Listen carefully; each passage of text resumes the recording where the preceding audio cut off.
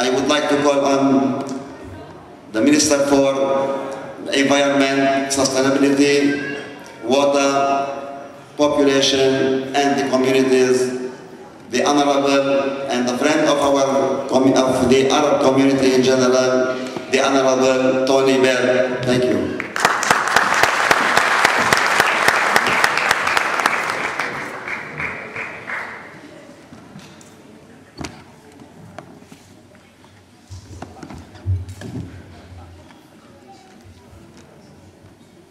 Assalamu alaikum. Salam.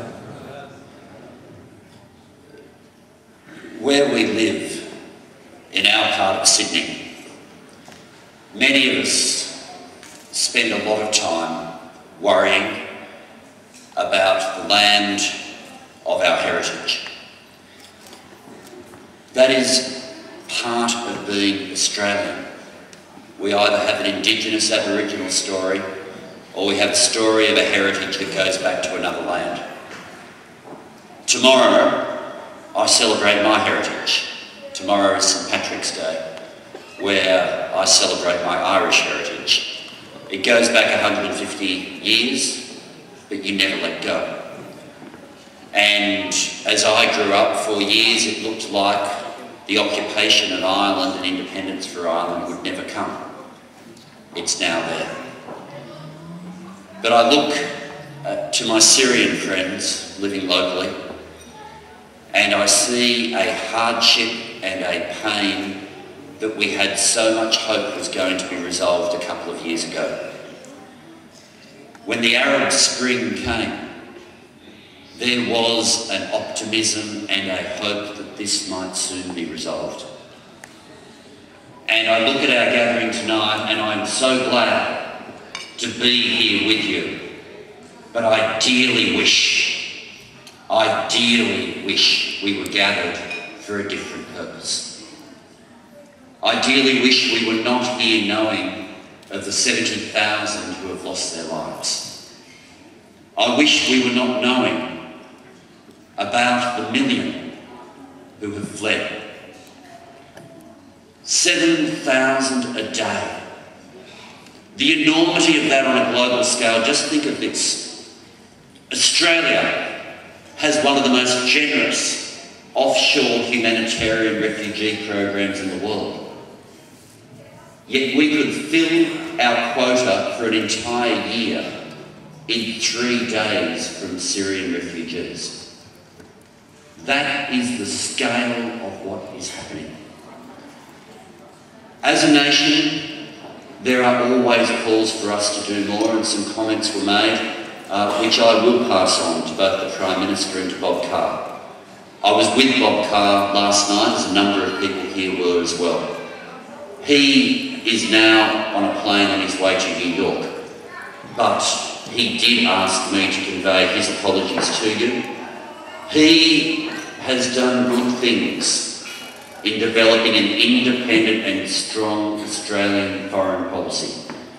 It was Bob Carr who gave the direction to the United Nations delegate that Australia finally would not stand in the way of Palestinian representation at the General Assembly.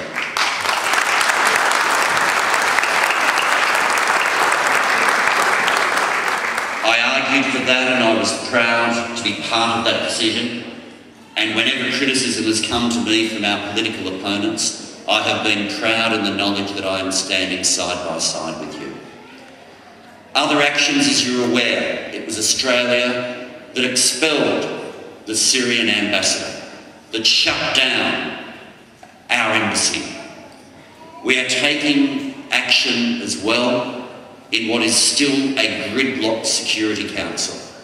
But at least now, in the knowledge of Australia as a representative on the Security Council, you can be in no doubt that you have direct representatives there, direct representation of people who are there as friends of those who are oppressed in Syria. We want to see a peaceful outcome in Syria. But make no mistake, I do not believe for a minute that a peaceful, negotiated outcome can in any way involve Assad. I believe quite clearly, as I think everybody else here recognises, that a peaceful negotiated outcome is something that will only ever be possible when Assad has gone.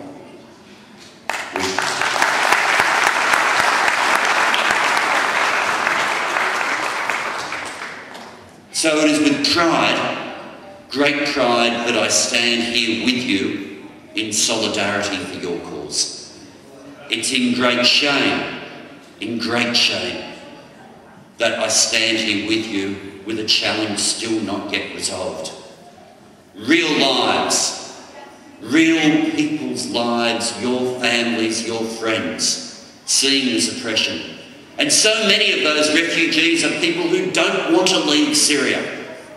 People who don't want to leave, who either are leaving simply out of fear for what will happen to themselves and their children, or leaving because the homes in which they were willing to stay and live in have now been destroyed. We are there making sure that we assist where we can with aid.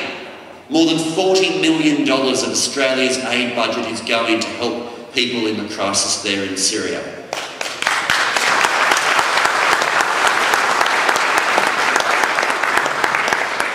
But I want you to know, at its core, at its absolute core, when I have the discussions in Canberra on your behalf as your representative, when I have the discussions around the cabinet table with people like the Prime Minister, with people like Senator Bob Carr, I don't deal with this as though it were some distant foreign policy issue.